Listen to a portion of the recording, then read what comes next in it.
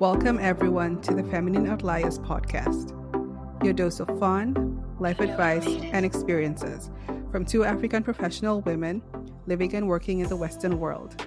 We are your hosts, Zelda Wasau and Cholwe Mandona. And we are excited to have you here with us. So welcome back to another episode. I'm really hoping that you guys have been enjoying what we've been putting out so far.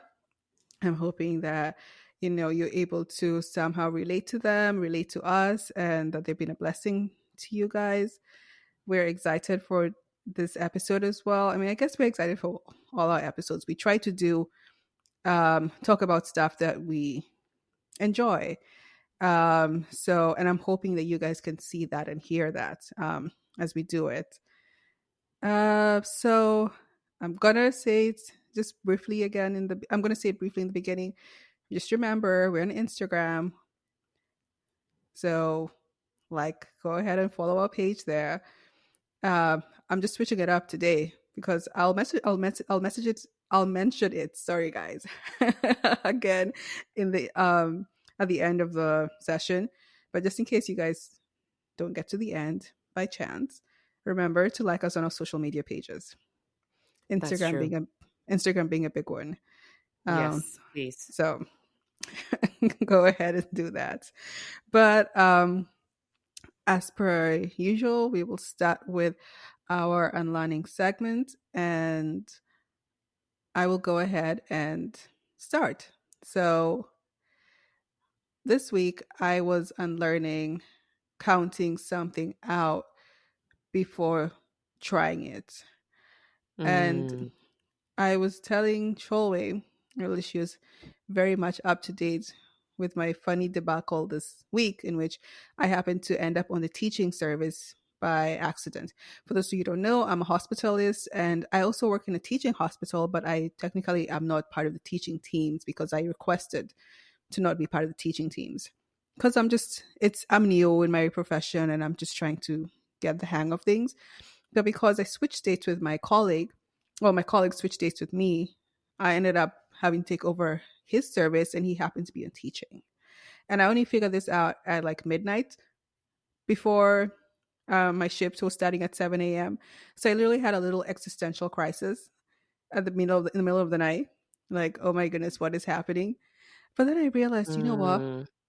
I can't change it. So I'm like, if life gives you lemons, make lemonade.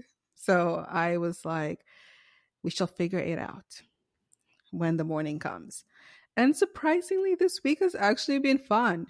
I actually enjoyed having, the residents around. I told Cholwe they're like my little minions. And they just they actually made my life easier. Like, I was no longer a one-man team and had to do everything on my own. They were there to help and do stuff.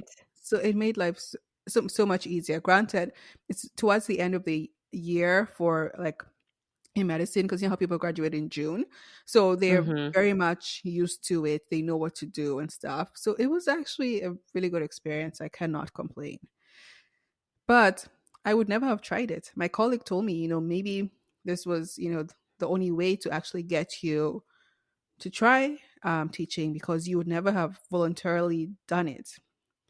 And he was right, because it's not as bad as I thought it would be. And so I wouldn't be opposed to doing it in the future. I don't know if I'll keep on doing it, but that just, it just opened my mind to that, because I realized there's a lot of things in life that we count out, because in our head we have a certain version of X, Y, or Z. We think that this is what this entails, but sometimes until you try it, you never know if you actually like it. It's true, you could try it and you could absolutely hate it, and whatever you thought about initially could be spot on. Maybe it ends up being exactly what you think, but there's also a very high chance that it's not exactly how you think, and there might be something different. It turns out differently than what you anticipated. And so if you don't try it, you would never, or you don't give something a chance, or give someone a chance, you might never know. So it's just like us being stuck in our ways. We need to be careful to just be open to other possibilities out there. because you just never know. Yeah. Wow. I really like this unlearning because it's currently happening in my own life. And also, and actually, just recently, right? Because I just told you that I would be open to doing or going on a resort vacation. Um, and Yay. so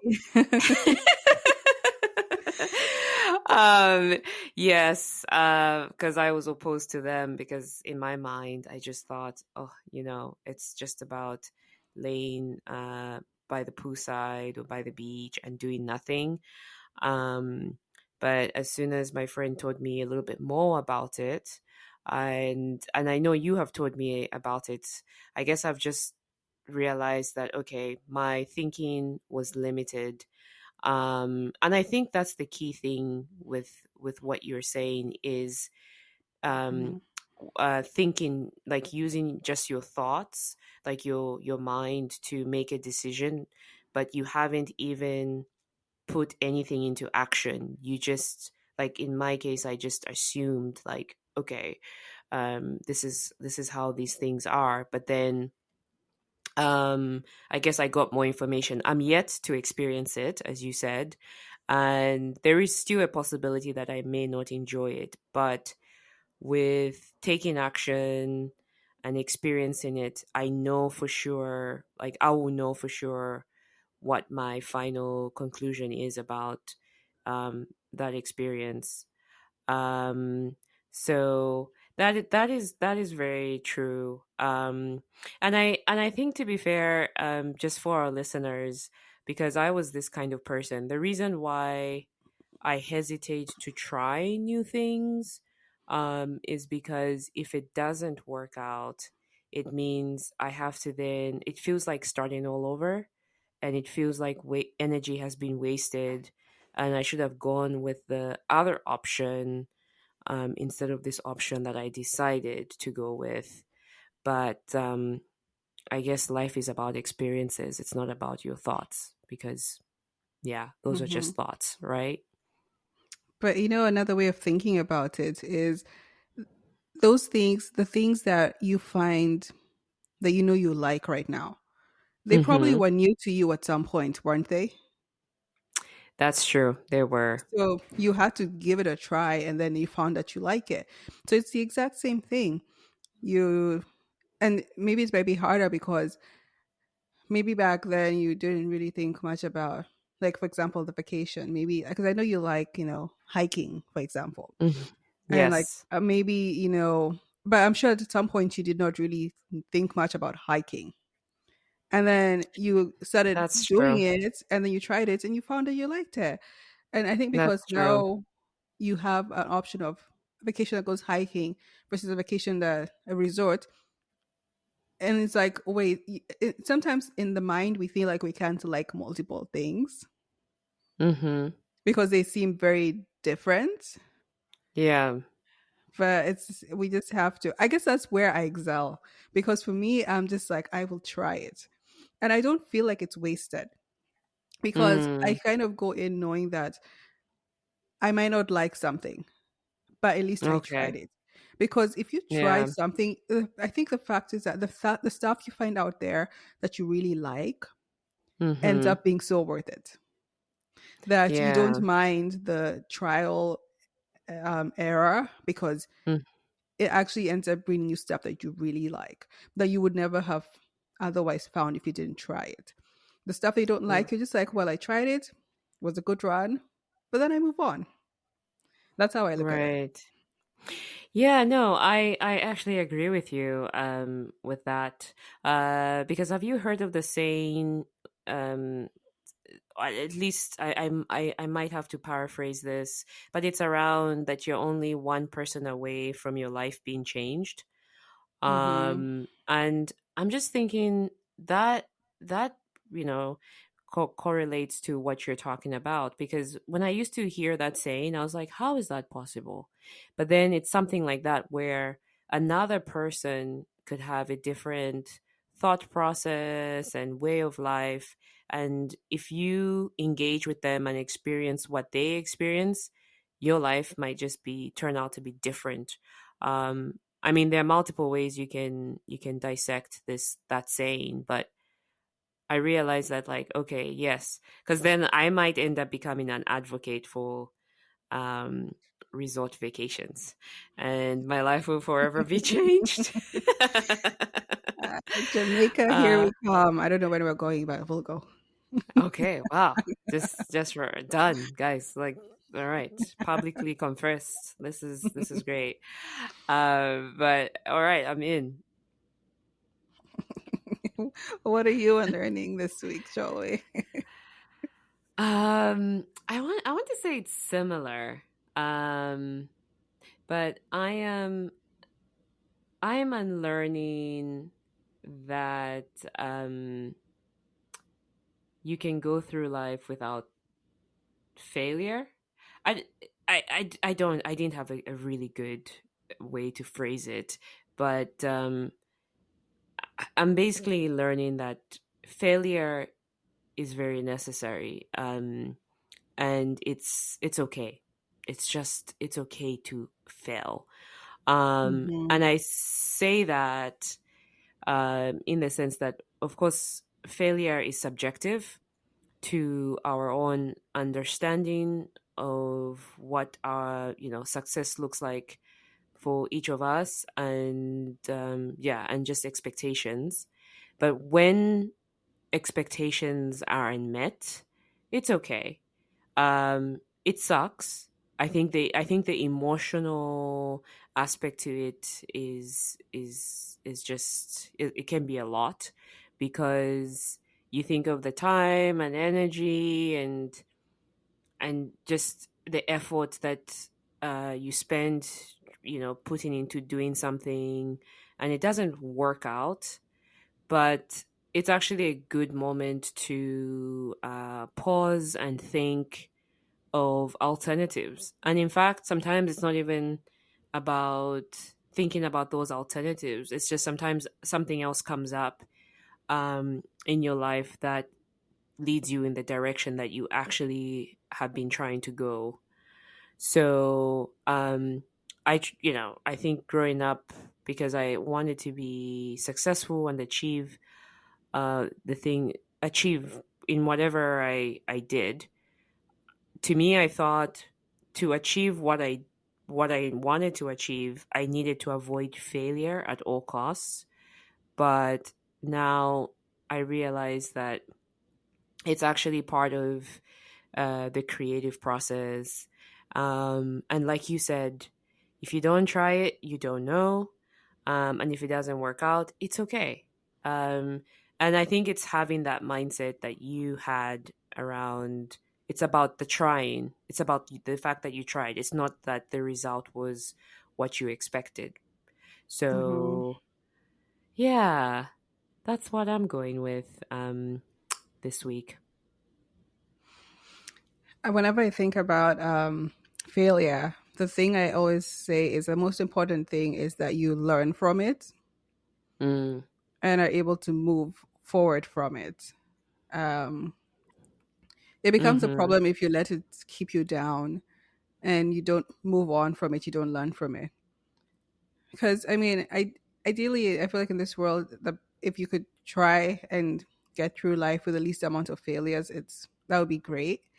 And there's certain failures you can obviously reduce on your part if you actually learn from other people's mistakes Yeah. and do certain things in a certain way. There's certain things certain failures you can avoid, but there are a lot of Mm, failures you just can't avoid. And as you said, I mean, failure is part of life. yeah. So it's just one of those things for me. Like it's failure is part of life. I also put it in the same category as change is part of life. Because those one of those, Mm-hmm. some of those things which you're not exactly comfortable with, but you just have to accept the fact that it exists and that you have to Mm-hmm. learn how to deal with it. Mm-hmm. That's, I mean, to me, it's the most important thing when it comes to that. And sometimes it's a better pill to swallow. Like really, like failure is a part of it. But I mean, I definitely can say, for me, life hasn't been. Um, it hasn't been all smooth sailing, straight line, linear Mm-hmm. line to get here. Like, this I didn't things didn't always happen the first try the way I wanted them to happen. But I didn't give up. I Yeah. tried, I kept trying, and that was the most important thing. Mm-hmm. And so if I had given up, I would never have made it to this point. Yeah. And that's my motive. Yeah. And it's funny when I'm thinking about that. I'm just thinking about the podcast, and I'm like, oh my goodness, this is giving me motivation to try hard and try Yeah. harder for this podcast. Yeah, that's true. Um, yeah, actually, as you were talking, I was just thinking about like what are the things that I have experienced because I did not give up, and a lot of things just come up, like even just like Mm-hmm. the people I've met so far. Yeah, like because I kept saying yes to just yeah, just saying yes. Like even when you said, Cholwe, let's go to the Eye of Sky. Like I now have this amazing memories of Scotland, and just even with the people that we've met, right? So Mm-hmm. yeah, it's good. Good good good lesson. Yeah. Oh, I like it. Sorry, you know how I just like thinking about memories. They're coming flooding back, and I'm like, I know. it just makes you start laughing. I know. It Okay. just makes it makes it worth it. Like it makes it just worth it. Like yeah. Like now when you look at the memories, you're like, "Oh gosh, I'm so glad we said yes to this or we didn't give up on this." Hmm. So yeah, fun. Yep, definitely glad. Okay, guys. So the topic of the day, as you can see from the title of this episode, is patriarchy. Mm, I know it can be a controversial topic, but I'm pretty sure, I mean, a lot of us are used to. I mean, it's something that exists in this world. It's part and parcel of this world. It's something that we are trying to the actively change. In general, not we like me and Chloe, but in generally the world has been trying to actively change it. um, yeah. so we figured we'd talk about it and kind of put our own um, personal spin on it as well. Mhm. And we would love to hear what you guys have to say about it as well.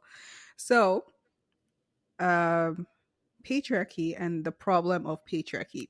So, what's the definition of the problem of patriarchy? It just refers to a social system in which men hold primary power and they predominate in roles of political leadership, moral authority, social privilege, and control of property. Here, and then there's so many key aspects in regards to patriarchy. Um, so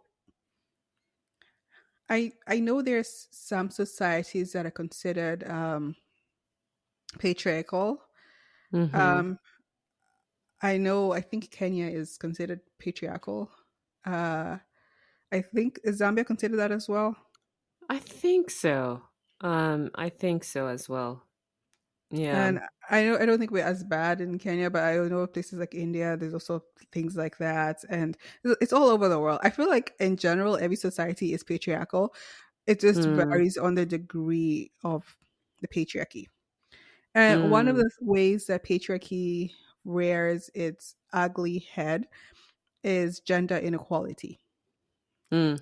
Um, so it often results in significant disparities between men and women in terms of rights, responsibilities, and opportunities. And this can manifest in various areas such as employment, education, and healthcare. Mhm. And when I think about this, there's so many things that come to mind. So many things. Like, for example, I've heard, when I was back in Kenya, like one of my uncles was saying how when he's hiring people for his company. He really tries to avoid hiring young women Mm. simply because they have a chance of getting pregnant. And then they have to go and leave. And that puts a lot of um, strain, I guess, on the company. Mm. And so he doesn't like that. So that, in a sense, reduces the opportunities for young women out there. And just imagine if there are a lot of offices that are doing that. Wow. And Yeah. how, like, as a young woman, you end up being at a disadvantage simply because you were born a female because of that situation and the time period you happen to be in. Mhm. And I mean, if you think about it, you might just be like, well, it's just this one company, but I'm guarantee you there's so many companies out there that are doing the same thing. So your opportunities Mhm. end up being reduced. Um, and that's just an example I think of when I think about one example I can think about when I think about gender inequality. Mm. You mentioned something like you mentioned it's not that bad in Kenya. What was on your mind when you said it's not that bad? Like what came to your mind? Okay, I might have to swallow my words, but maybe it's because I'm talking about it from my experience. But also, Mhm. I grew up in the city. I did not grow up in the village. Mhm. Mm. Um, the reason why I was saying that is because I guess I will delve into gender inequality in healthcare. Okay. And recently, this past week, my colleague had uh, Indian patients who grew up in India. She's been in the country for in the US for 15 years, but she Okay. basically acts like she's straight out of India. And Mm. she came from a village where, like, I guess in India, like, they're very, like, what the she was telling me, and my colleague herself is Indian. Mhm. She was telling me how, it's very much the man has a say, and in the more like rural areas, the man has to say what is going to happen. The woman can't say anything. It's just basically the man has to do everything, give you permission to do stuff, and it's very strict and stringent. Mhm. So I think when I was comparing it to that, I feel like Kenya might be slightly less, but you might Okay. still have issues like that in the village. But I Mhm. I feel like I kind of feel like India is a little bit more on a higher scale than Kenya. I think you still have those issues for sure, but I Mhm. feel like it's a little bit more pronounced from what Yeah. understanding in India. But the thing about it is that this lady did not know her medications. She, when her husband and her father were in the room, she would not speak. So, Okay. Yeah. you ask the patient, how are you doing? Are you having any pain? What concerns do you have? Because you're here. We're here because you are sick. And then she looks Mhm. at the husband and the father to speak for her. The husband and the father do not even know what's happening with her, probably don't even care. Mhm. And she's so scared to say anything in front of them because of, like, just out of tradition. And Mm.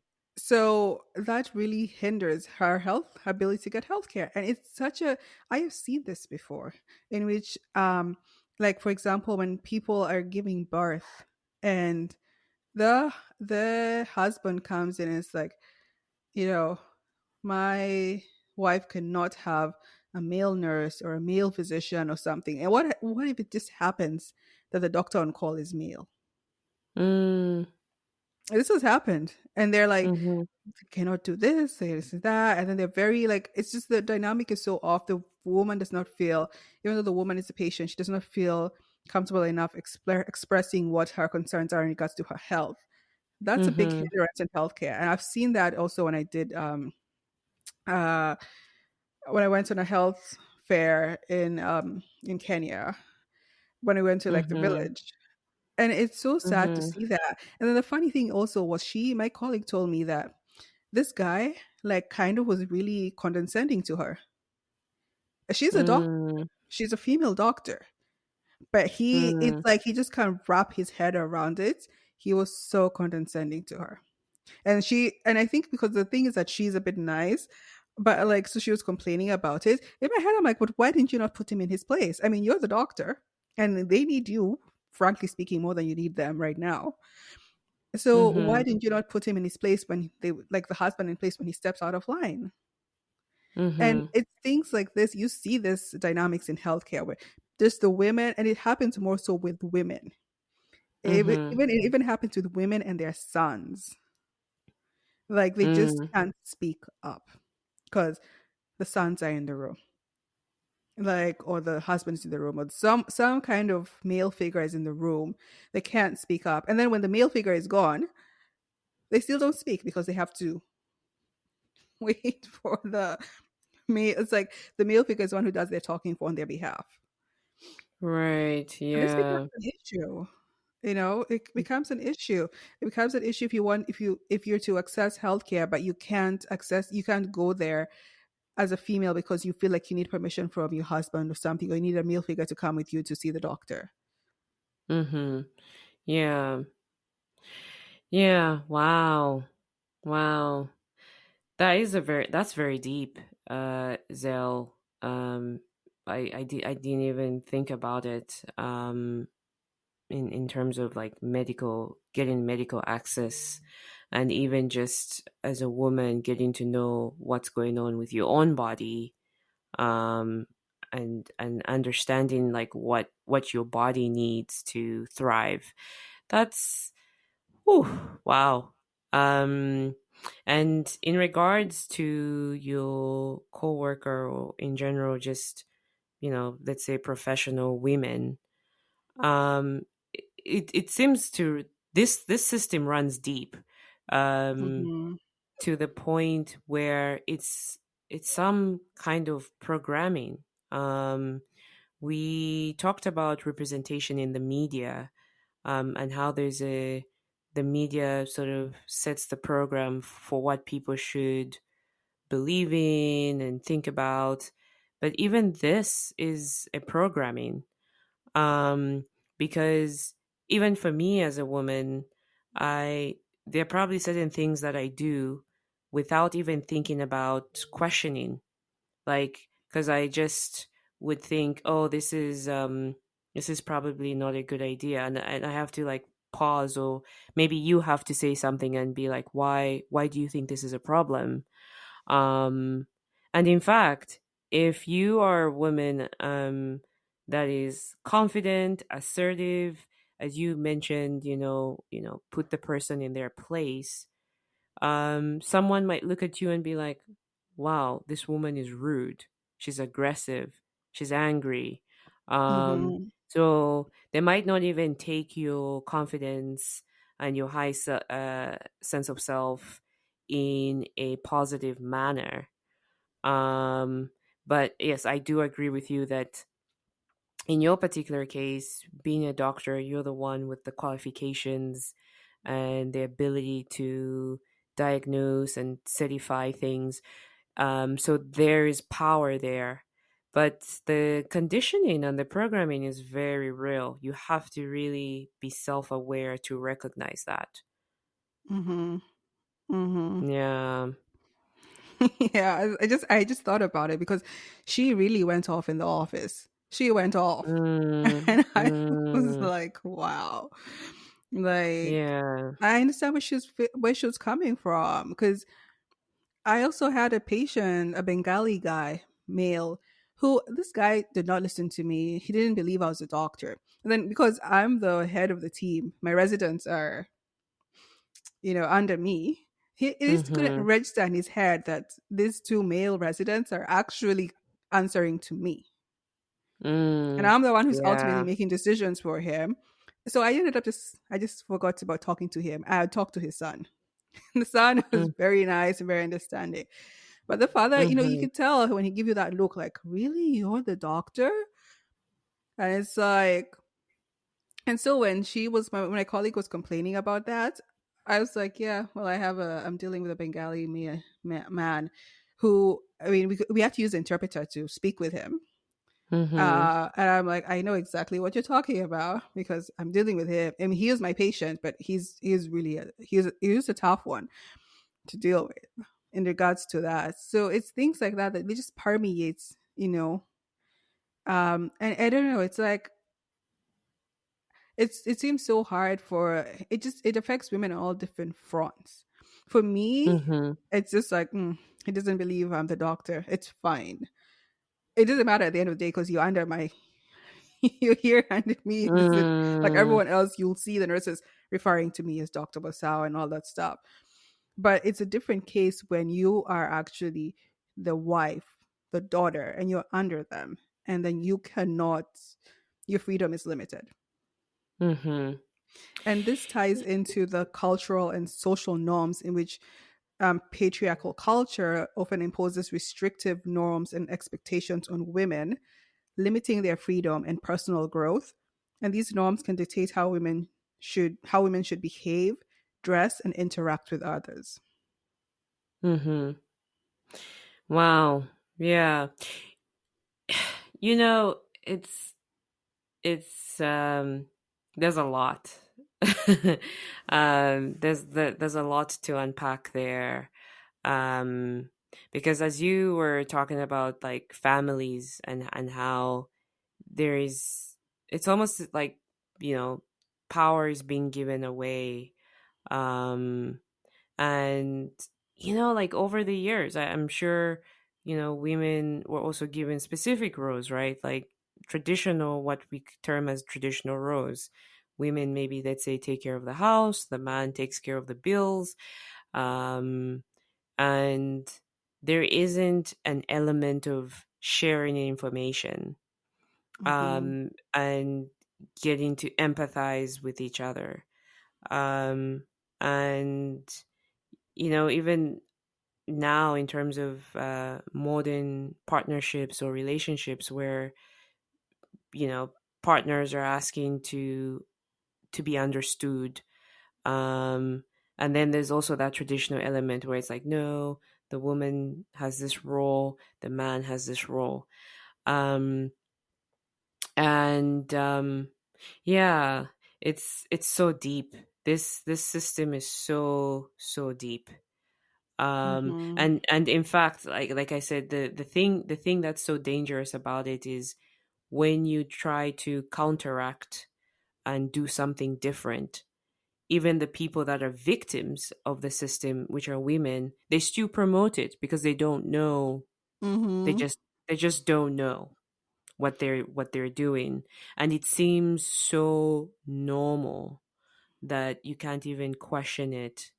Um but yeah, the way I look at it, it's like, we're living in this case, when it comes to women, where we're impacted this way.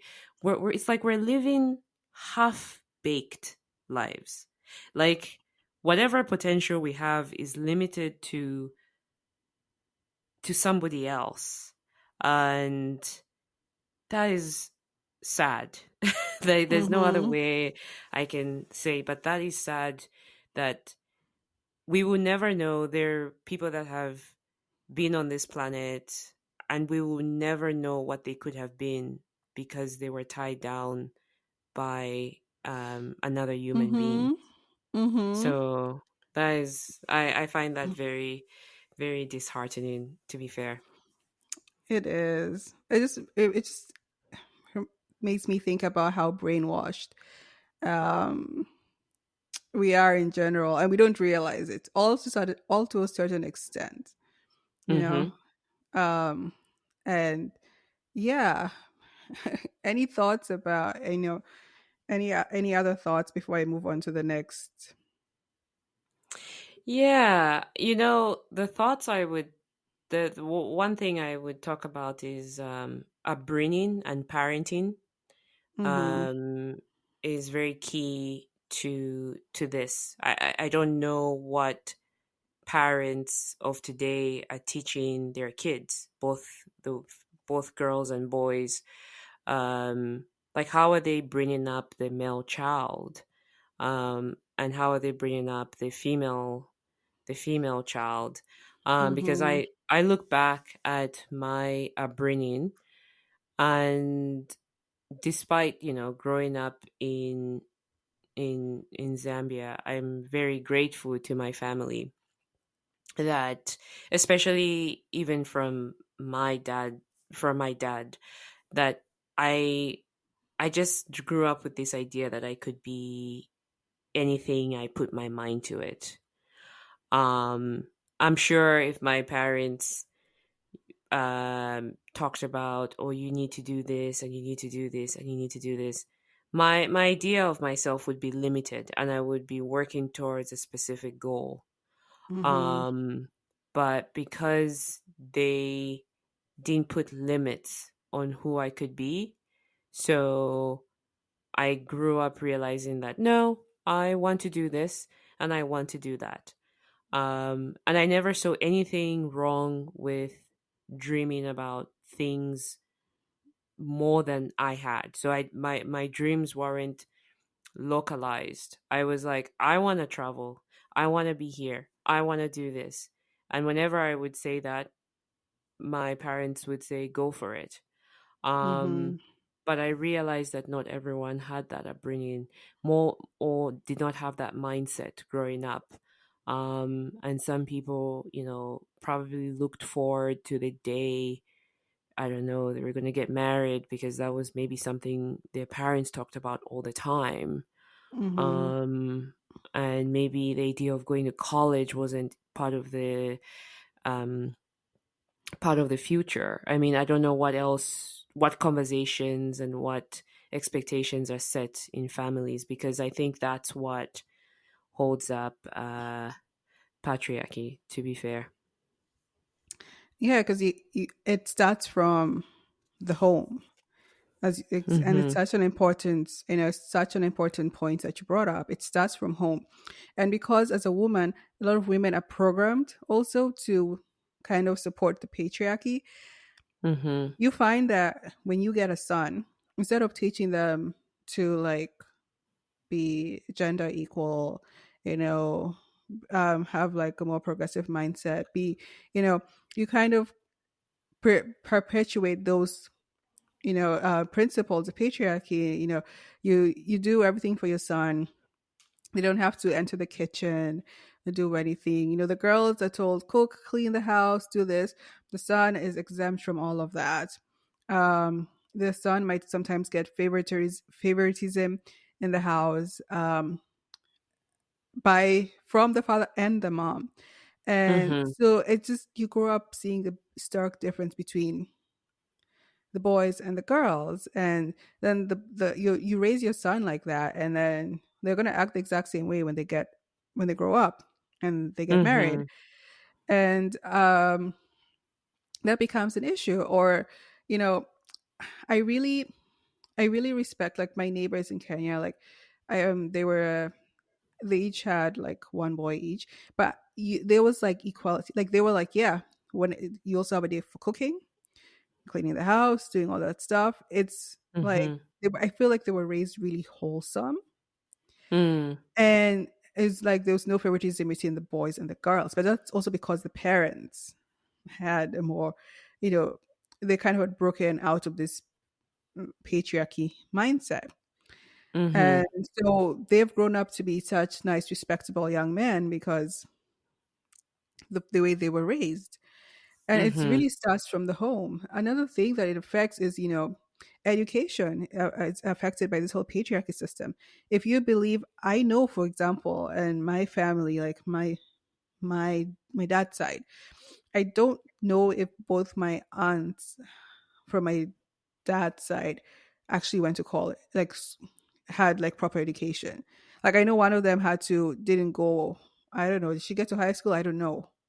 But Mm. simply because my dad was given preference because he's a boy child. He was a boy child. Mm. So it's things like that in which the if parents have limited resources, a lot of times they would actually give the boy to go to school and then the girl will be left out. And Mm-hmm. sometimes even if they don't have limited resources, sometimes it's like the boy child is still given preference for the choices and stuff. So they end up having more opportunities than the girl child, and it just starts from home, and it's sad in a sense to see, and for me, it's really hard for me to wrap my head around because I have two sisters, and my dad was Mhm. very like, you can do whatever you want to do. So for me, I was Mhm. like, patriarchy what? Patriarchy where? Like, Yeah. 'cause at home, I Yeah. didn't have that, but I started to see these things, but stuff people mention in school, you start to see it out there on the media, Mhm. and you're like, oh my goodness, like, really? This is a Yeah. thing? Like, it's No. it's so uh interesting. It's the same thing about how, like, when you think about leadership positions at work, why is it that there are a lot more males than female?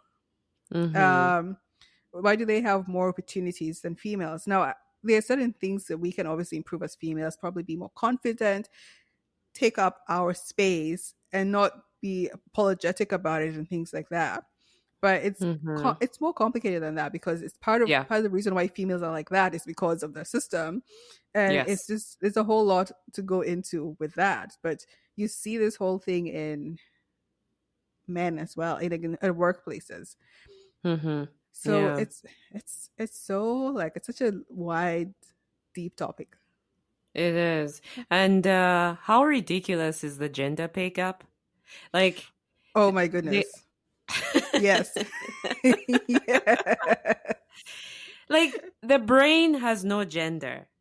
Like can't we just get that the brain has no No gender? gender. So how is it that women are getting paid less to men? Like and I think there is some historical reasons behind that, or rather motivations, um but at this point in time in 2024, um I don't understand that. Like it's really ridiculous. Mhm. um because when you look at it even from an investment standpoint, even if I invested all my money, it will still not get to the same investment point as a man, because especially if that is if I'm comparing it to a man who's investing at the same rate as I am. Mhm. So, and having to deal with that, and that's something where it's like, okay, I can do my negotiations and do my very best, but how do I know that I'm really getting paid at an equivalent uh, rate as my male counterparts? So this is how deep this thing goes, Mhm. where I just was born female and I'm subjected to this right away, despite Mhm. having, the qualifications and the mindset to do the same job. Yeah. Yeah. Economic disparity. That's a huge way that patriarchy rears its ugly head. And it's it's a hard one. Another hard one how to, like, fix. I mean, I think it's nowadays women are a little bit more aware of it, but there's a lot more awareness in regards to this. So we are able to champion for ourselves more. Um, Mm-hmm. but why do you have to champion for it in the first place? I mean, you're supposed to be being paid the same. So, Mm-hmm. but someone somewhere will say, like, as I said, oh, but you're going to end up having a child and blah blah blah and leaving the company. That's more work. Whereas the male in the exact same age range as you know, they don't have to take Mm-hmm. maternity. They don't have to take leave off for the kids, for the Mm-hmm. baby. And it's like, are you punishing women for being the ones who bear children? You know, or things Mm. like that. But yeah, no, Yeah. economic disparity is a huge one. But in regards to, also similar to economic disparity, is political underrepresentation. So, because we Yeah. find that patriarchy contributes to the underrepresentation of women in both political and leadership roles. And this lack of representation can result in policies and laws that do not adequately address the needs and the rights of women. Mm. Yeah. And I mean, a good example of it, I mean, and I've definitely seen this in Kenya too, but I could say the latest example of it is the whole thingy in the States about abortion and Mm, making it illegal. When you look at mhm. most of the people who are actually voting for that, it's mostly elderly males. Wow. Why is it that an elderly male is making a decision for a female? Mm, Like it's really a just it's so it just doesn't make sense. Like you are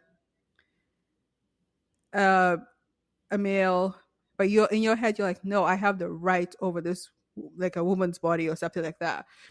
mhm, Indirectly by saying this is what should happen to females. It would make more sense if there are a whole bunch of females who are like championing a bill and being the mhm, ones leading it. But if you look at all these leadership positions, they're mostly made out of males. And then they're like the ones saying, no, women can do this, that, this, that. So they're mhm, actually making decisions that will affect a woman's body, mhm. even though they're not a woman to even know how it feels to have a woman's body.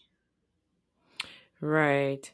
And that gets complicated, because there's also the religious argument around it. Mm-hmm. Um, you know, so there's a lot. There are other factors to that, but I see what you're saying. It's the one, and something maybe that may seem rather ridiculous again is, I can't remember which African countries, and I don't know about Zambia if it ever did this, but I remember there was one African country where the president banned miniskirts. Um, so if we can just even, step aside from just abortion, just talk about just the clothes that women wear. I am trying to remember the country, and I don't want to be wrong on this, but just think about this idea that, women should not be dressed in miniskirts because they are, I guess, distracting, or um why, should they be doing this, and I'm not sure if the it's outlawed at this moment. I haven't kept up with the politics, African politics, but something like that, like, Mm-hmm. what are we supposed to do with that? Right? And if you look at these men who are making, it's mostly men up there with their Yes. big kitambis. Kitambi is like a stomach, you know, Yeah. and everything. They're like out there making all these decisions, and it's like, really. And Yeah. then I don't know. The funny thing is that, I mean, a lot of times these people don't even think about the women in their lives, but a lot of times the women in their lives may not even be directly affected by the laws, because the people who are affected the most by the laws are tend to be the general citizens, like particularly the lower class tends to be the most highly affected by any kind of laws. Mm-hmm. Um, so a lot of times their family members may not be directly affected by it, because Mm-hmm.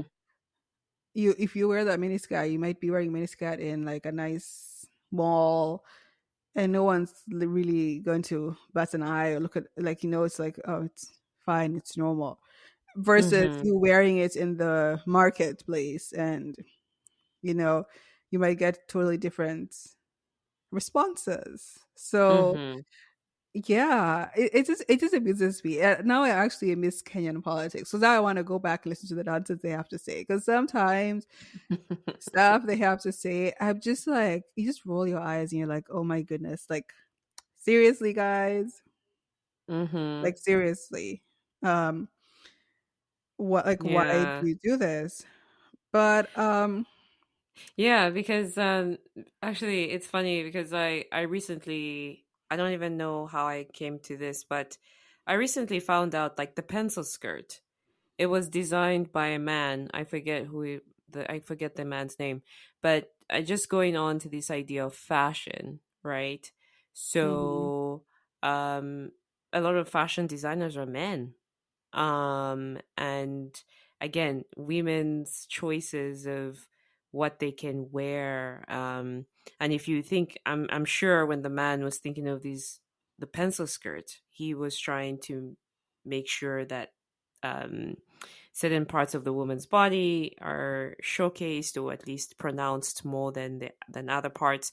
So Mhm. it's, and then as a woman, you look at it and you say, well, okay, yes, this does make me look maybe good or it's fitting, but you know, what if you just want to wear clothes that are comfortable?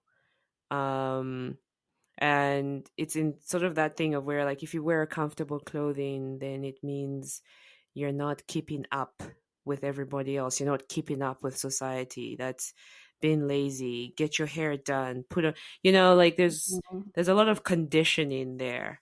Um, and in fact, I encourage people to watch the movie, uh, Coco Chanel's movie, because Coco Chanel was actually a tomboy and she didn't want to wear the form fitting dresses because it wasn't her personality. It truly wasn't her personality. And so Mhm. she decided to start making her own clothing, which became what we currently wear as office wear for women, like the suits and stuff like that. But she was defiant and she didn't want to wear the corsets. Back in the days, but I believe in the Victorian times, they had to wear very tight corsets that tightened their belly. So they had a thin waist, but a very, like, at the bottom, it would be wide and large, like the dresses. And she hated that. So, so she started this movement of saying, I'm going to set up new clothing for women that doesn't involve tight fitting clothes. Mhm. But yeah, so it runs really deep, even with the clothes that we choose to wear. So, Exactly. And, w- one of the last things I talk about, uh, well, two last things.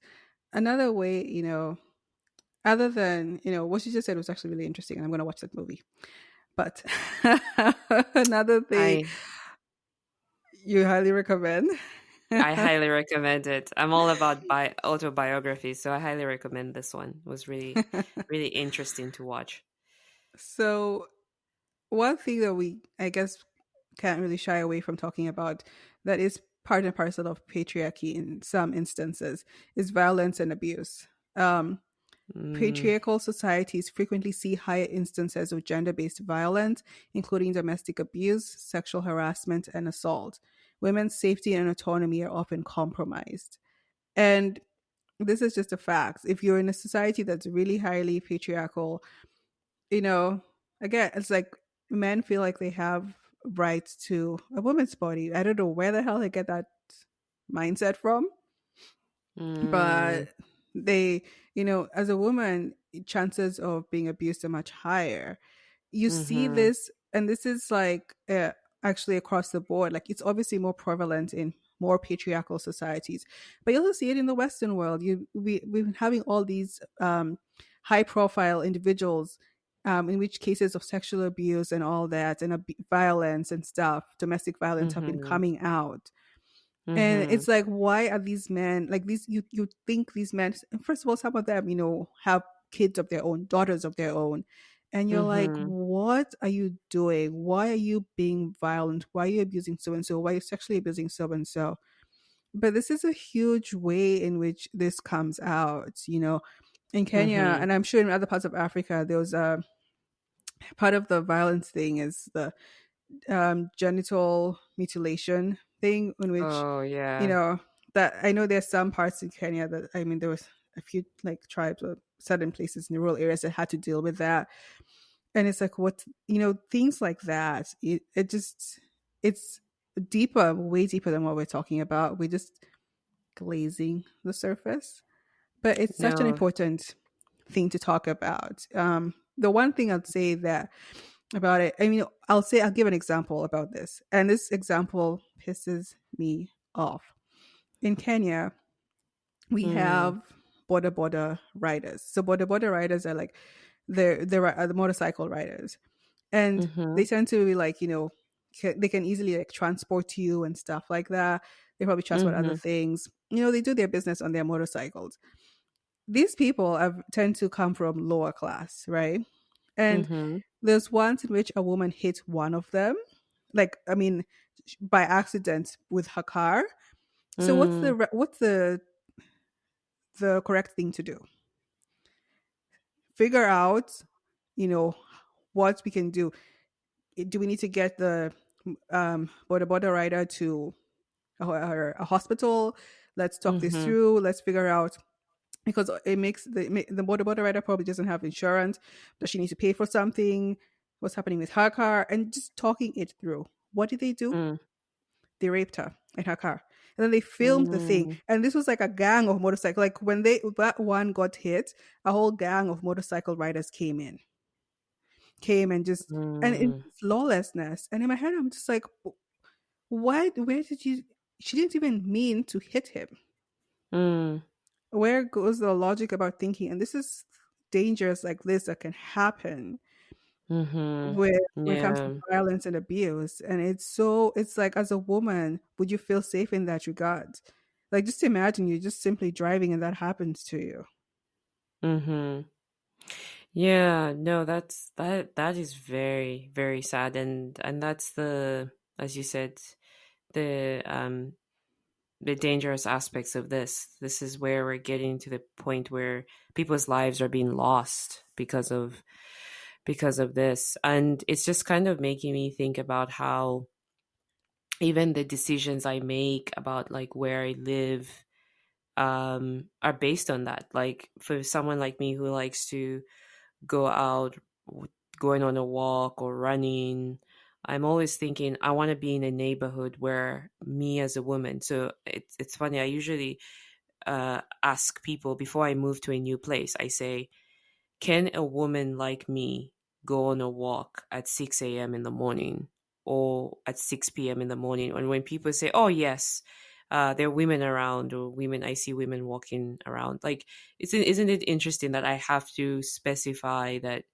is it safe for me as a woman to walk around, just to be free and do whatever I need to do? But yeah, that is very sad. That's very sad, Zell. And the other thing, oh, you wanted to say something? I'm sorry for bringing the mood down. Yeah, actually, I could help bring the mood up, maybe. But something that came to my mind as you were speaking about this, less extreme when it comes to this idea of gender based violence, is I'm very grateful for there's just been an uptake and an increase of social media videos, Mm, or just videos in general where people are teaching women, especially women now. I've seen a lot of videos like this where women are being taught to figure out the red flags, when it comes to dating or choosing a partner. Um, because there's obviously other aspects to it where women are being told how to be in a relationship. I guess even men as well. But I actually appreciate men. There are a lot of influencers that are men that are saying, as a man, if you see these signs from another man, run, or, walk with, proceed with caution. Um, mm-hmm, just, just the games that uh, maybe as a woman, back in the day, women probably didn't even know that, oh, this is what men do, because they, maybe they don't have your best interests at heart. But it's good to see that there are so many of these videos coming out, and it's very interesting. And women are being put on the game and being told, yeah, this is what a man could do, and that's really good. I think if people are actually watching and listening and learning for themselves how men could behave. And it's not all men, of course, but it's just more of trying to avoid being with the wrong person, let's say. And it's very helpful that it's actually men who are doing this. Like men are also helping in doing. Yes. It's really helpful to see that. Okay, we'll come to the top of the hour, but I do have one thing that I think I should mention, just Mm. because I think this is something that's really easily neglected. Um, has anyone really stopped to think? We think when we think about patriarchy, we think a lot about the impact on women, but do we Mm. think about the impact on men? Ooh. Um, while patriarchy predominantly disadvantages women, it also imposes harmful stereotypes and expectations on men. It can pressure men to conform to rigid notions of masculinity, leading to emotional suppression and mental health issues.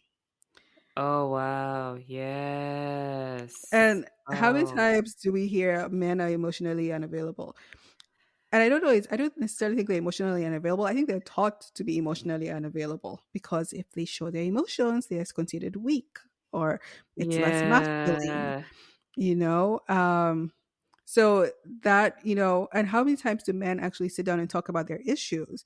Or is it just let's go to the club, let's drink beer and not talk about our issues? Because like women, a lot of times we can have really deep conversations. It Yes. seems like men are not, a lot of men are not trained the same way with their friends to have these deep conversations. Mental Mm-hmm. health issues, women are more likely to speak up about their issues than a man is to speak up about his mental health issues. Again, because according to society, this man should not have these problems. So, as a man, you can have all this pressure put on you because society says you should be like this, do like this, and then ultimately it just Mm-hmm. ends up leading to a miserable life. Some people it leads to their demise because you are busy trying to conform to what society says you should do as a man, and Mm-hmm. you're conforming to a patriarchal society, and it can be tough on them too. Yeah, it can be tough on them because I was actually thinking, even just from a lighter perspective, I was like, yeah, not every man wants to cut the grass. Like, Live, yeah, marry a woman who wants to. yeah, or not every man wants to take the trash out. Hmm. Like because you know how like if you are like, I don't know, if you're dating and you find out that the person you're dating can't fix the fridge, and then he's less of a man because he can't fix the fridge, um or whatever, can't fix your toilet. Like I can see how that is also not a good thing to to make judgments of what makes a man a man. um Hmm. and and I know that obviously things are getting a little bit more interesting because women's contribution to society is going up, which is, I think, is great personally. Hmm. But then all these roles that were at one point fixed are now becoming questioned. And again, these are just roles. Anyone can cut the grass and anyone can Hmm. take the trash out. So I really like that. What I would say about that is I'll just sum it up in one sentence. Why, or one question, why do we like putting people in boxes? mm, Just point blank. Why do they have to fit in a box that you put for them? Why do you have to put them in a boxes? Let them be who they want to be. It's the same thing as mm, the house husbands are on the rise now. When women are working, the man is staying at home, taking care of the house, taking care of the kids. But society still looks down on that. mm, And it's like, yeah, but why? But yeah, sorry. Your statement will just make me laugh. It's just yeah. like maybe they want to cut the grass. I agree. Maybe they don't want to cut the grass. Maybe they don't want to cut the grass. It's just grass, like, let's be honest, it's not that deep. Maybe Um they don't want to be in charge of the barbecue. Yes, maybe they don't want to be charged with the barbecue. You're right. And what if they burn the chicken? Like, Mhm. there are risks to this, right? So let's. So I don't like funny. my I don't like my chicken burnt. Burns. No, Oh, thank you. No, thank you. Uh, yeah. oh my goodness. Okay, I think this is a fun way to end this episode, guys. As usual, we are on, all major podcast platforms, including Spotify, Apple, um, all the major podcast, websites and stuff. So please feel free to listen to us on any of them. Um, like us, rate us on Spotify. I know it's definitely Spotify has a rating, um, a way to rate us. And just, give us whatever feedback you can. We're open to it. We're also open to hearing what your thoughts are on patriarchy. I think that would be very interesting to also hear other people's stories and your thoughts. We're all open to that. Hmm. Remember, we do have Instagram. We'll be posting weekly post, a story, whatever it is. We'll also be posting stuff on LinkedIn. um, Yes. so that's another place where we'll be promoting our podcast. And other than that, guys, thank you for tuning in to another episode. Until next time, have fun, live large, and don't be afraid to be an outlier.